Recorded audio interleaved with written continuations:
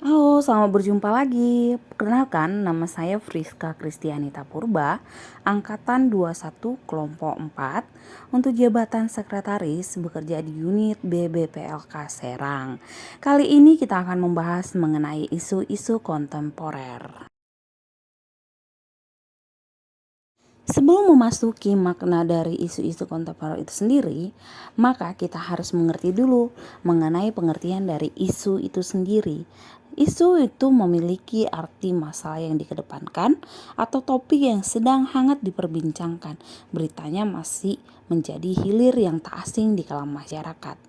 Dan sedangkan pengertian dari kontemporer itu sendiri memiliki arti kekinian, sesuatu yang terjadi sekarang atau sesuatu yang menjadi tren pada masa sekarang. Nah, maka dapat disimpulkan bahwa pengertian dari isu-isu kontemporer adalah suatu pokok persoalan yang terjadi pada masa sekarang atau menjadi trending topik pada saat ini. Jadi solusi penyelesaiannya harus sesuai dengan masa sekarang, yaitu masa modern. Ada 4 level lingkungan strategis yang dapat mempengaruhi kesiapan PNS dalam melakukan pekerjaannya sesuai bidang tugas masing-masing. Yaitu pertama adalah individual, kedua adalah family, ketiga itu community, keempat society, dan kelima adalah global. Perubahan global yang terjadi dewasa ini memaksa semua bangsa untuk berperan serta. Perubahan global menjadi pemicu perkembangan pesat teknologi yang kemudian menghancurkan batas antar negara sehingga informasi dapat tersebar luas ke seluruh dunia tanpa waktu yang lama. Nah, perubahan-perubahan tersebut memaksa PNS untuk harus menambah wawasan pemahaman terkait globalisasi, demokrasi, desentralisasi, dan daya saing nasional. Hal ini berkaitan dengan pengaruhnya internal dan eksternal yang datang dan semakin menggerus kehidupan berbangsa dan bernegara. Dengan pemahaman yang baik, PNS dapat bertahan di tengah arus globalisasi.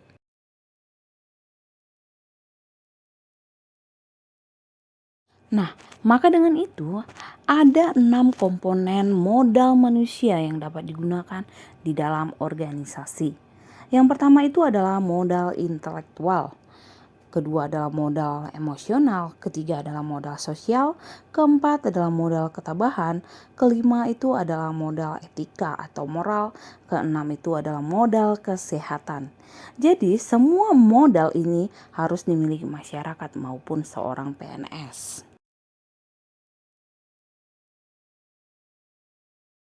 Nah, di sini terdapat beberapa isu-isu strategis kontemporer yang terjadi di globalisasi.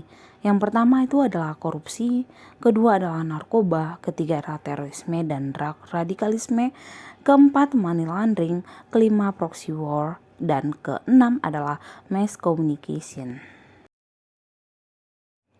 Pertama, kita akan membahas mengenai korupsi.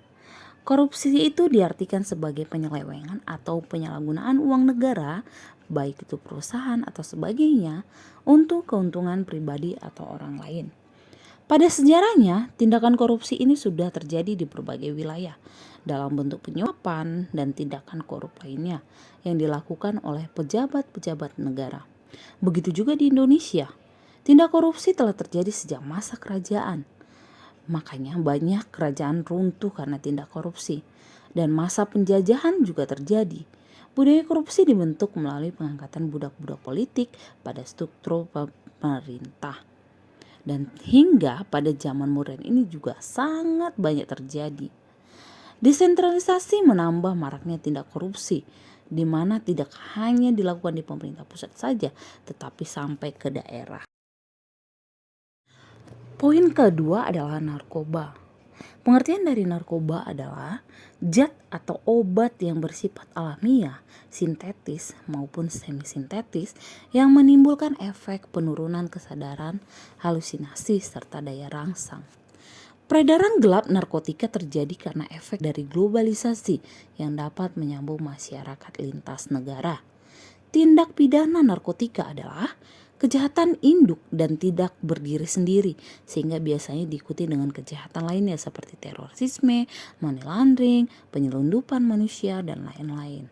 Dalam upaya menghindari penyalahgunaan narkoba, maka BNN mulai melaksanakan program pencegahan dan pemberantas penyalahgunaan dan peredaran gelap narkoba. Sekarang kita masuk ke poin terorisme dan radikalisme. Pengertian dari radikalisme adalah suatu sikap yang mendambakan perubahan secara total dan bersifat revolusioner dengan menjungkir balikan nilai-nilai yang ada secara drastis lewat kekerasan. Dan pengertian dari terorisme adalah itu merupakan suatu ancaman yang sangat serius di global ini. Ada 4 pilar strategis global pemberantas terorisme. 1. Melalui pencegahan kondisi kondusif penyebaran terorisme. Kedua adalah langkah pencegahan dan memerangi terorisme. Dan ketiga, peningkatan kapasitas negara-negara anggota untuk pencegahan dan memberantas terorisme serta penguatan peran sistem PBB. Keempat adalah penegakan HAM dan rule of law. Terorisme internasional dapat diartikan sebagai tindakan kekerasan yang dilakukan di luar kesatuan diplomasi internasional dan perang. Nah, sekarang kita masuk ke poin money laundering.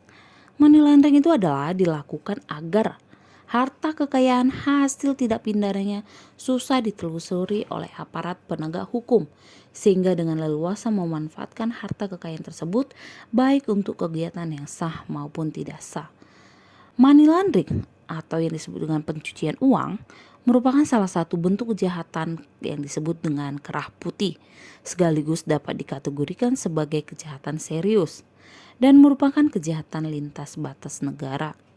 Tindakan bersama yang diwujudkan dalam bentuk kerjasama internasional selain dapat membantu upaya penegakan hukum, sekaligus memutuskan mata rantai kejahatan terorganisasi seperti perdagangan narkotika dan pencucian uang.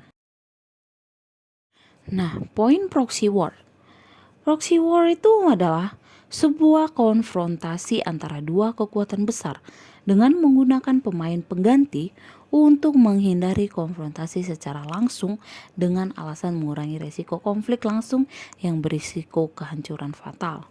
Proxy war ini berpotensi menghancurkan sebagai pondasi wawasan Nusantara dari masyarakat Indonesia, serta mampu menghancurkan kedaulatan Indonesia pada sektor ideologi, politik, sosial, budaya, pertahanan, dan keamanan. Nah, kita masuk poin terakhir yaitu mass communication. Pengertian dari mass communication adalah jenis komunikasi yang ditujukan kepada sejumlah khalayak yang tersebar, heterogen, dan anonim melalui media cetak atau elektronik sehingga pesan yang sama dapat diterima secara serentak dan sesaat. Contoh kasus ini pelanggaran terhadap komunikasi massa di media sosial yaitu pencemaran nama baik, penistaan agama atau keyakinan tertentu, serta penghinaan kepada etnis atau budaya tertentu. Nah, setelah kita memahami beberapa isu-isu kontemporer, sekarang kita akan masuk ke teknik analisis isu. Nah, yang pertama kita harus memahami isu kritikal.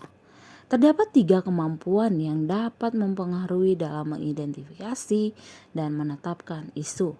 Yang pertama adalah kemampuan environmental scanning, kedua adalah problem solving, dan ketiga adalah analisis. Nah, setelah kita memahami analisis isu, sekarang kita masuk ke teknik-teknik analisis isu. Yang pertama itu adalah teknik tapisan isu.